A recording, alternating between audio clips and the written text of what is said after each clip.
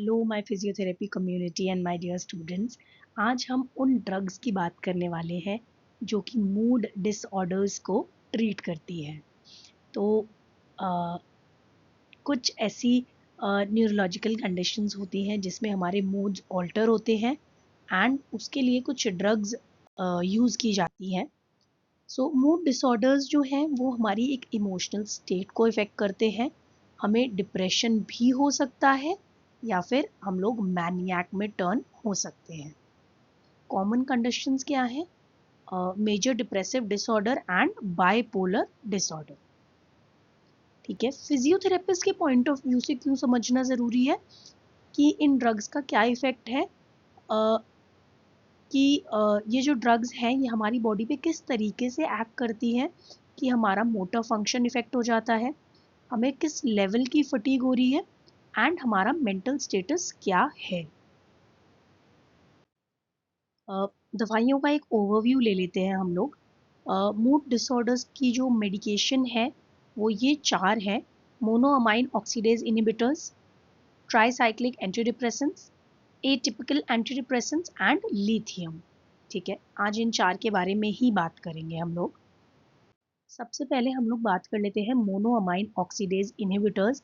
इसका क्या एक्शन है? नाम से ही पता चल रहा है, इनहिबिट कर रहा है। किसे इनहिबिट कर रहा है? मोनोअमाइन ऑक्सीडेज के एंजाइम को इनहिबिट कर रहा है। ठीक है, सेरोटोनिन, डोपामिन एंड नॉरएपिनेफ्रिन के लेवल्स को ये इंक्रीज कर देता है। कुछ एग्जांपल्स हैं इधर इसके: फिनाइलजाइन एंड आइसोकार्बाजाइड है।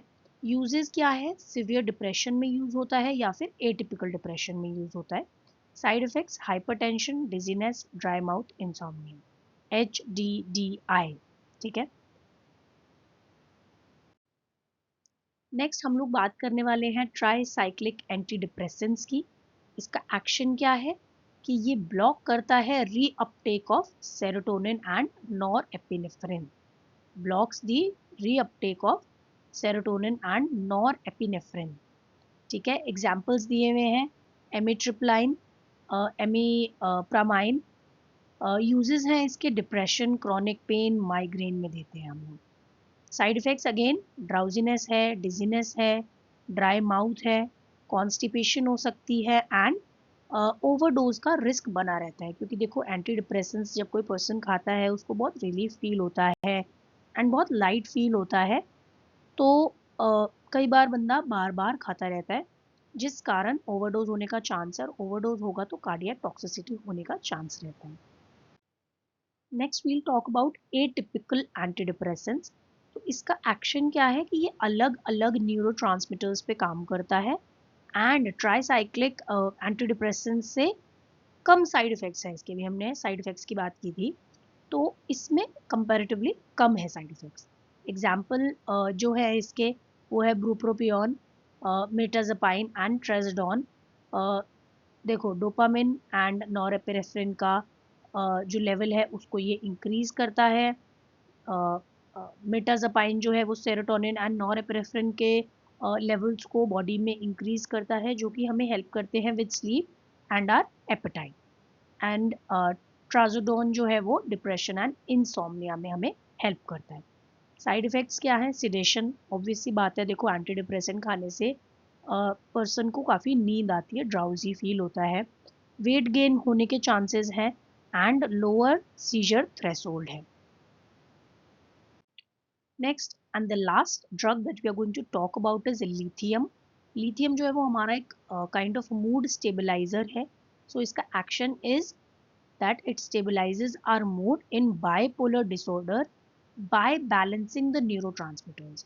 न्यूरोट्रांसमीटर्स को बैलेंस आउट करता है जिस कारण हमारा मूड जो है वो स्टेबलाइज होता है बाइपोलर डिसऑर्डर में।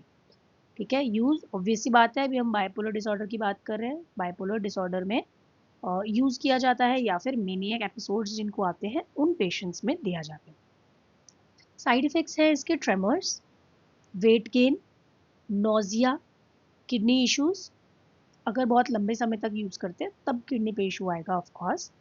And it requires regular blood test because इसकी जो थेरेप्यूटिक रेंज है वो काफ़ी नैरो है। अब आप पूछेंगे कि हम ये सब दवाइयाँ क्यों पढ़ रहे हैं फिजियोथेरेपी में, फिजियोथेरेपिस्ट को दवाइयाँ रेकमेंड करना तो अलाउड नहीं है, प्रिस्क्राइब करना तो अलाउड नहीं है। तो ड्रग्स के क्या क्या इफ़ेक्ट हैं हमारी बॉडी पे वो जानना ज़रूरी है, क्योंकि उसी पे डिपेंड करता है कि फिजियोथेरेपी ट्रीटमेंट क्या होगा। अब जैसे किसी दवाई से ड्राउजीनेस हो रही है या डिजीनेस हो रही है, तो हमको पता है पेशेंट को चक्कर आ सकता है, पेशेंट एक्सरसाइज करते करते गिर सकता है, तो हम वो एक्सरसाइज उसको नहीं करवाएंगे। जैसे कि किसी दवाई के बाद फटीग या फिर वीकनेस फील हो रही है, तो पेशेंट जो है वो अ, उतना इंटरेस्ट नहीं दिखाएगा हमारी एक्सरसाइजेज में, हमारे प्रोटोकॉल्स फॉलो नहीं करेगा। फॉर एग्जांपल वेट गेन हो रहा है किसी दवाई को खाकर, तो उससे हमारी जो मोबिलिटी है या जो एक्सरसाइज है वो इफ़ेक्ट होती है। पेशेंट का वेट गेन होगा तो पेशेंट हिलना डुलना नहीं चाहेगा। फिर अगर ट्रेमर्स आते हैं पेशेंट को, तो हम उसको फाइन मोटर टास्क जो उंगलियों से एकदम बारीक काम है वो नहीं करवा सकते, क्योंकि कॉन्स्टेंटली ट्रेमर्स आते जा रहे हैं पेशेंट को। ठीक है, तो हमें मॉनिटर करना होता है पेशेंट का मेंटल स्टेटस एंड एनर्जी का लेवल्स, जिससे क्योंकि वो दवाई से ऑल्टर होता है, किस लेवल तक ऑल्टर हुआ है ये जानना ज़रूरी है। उसी हिसाब से हम लोग पेशेंट को ट्रीटमेंट देंगे आगे। ठीक है, आज के लिए हम आई थिंक इतना ही रखेंगे। Thank you for watching the video. If you like it, do like, share and subscribe. और कमेंट में बता देना इन केस कोई डाउट है या फिर कुछ और टॉपिक आपके साथ शेयर करना है तो।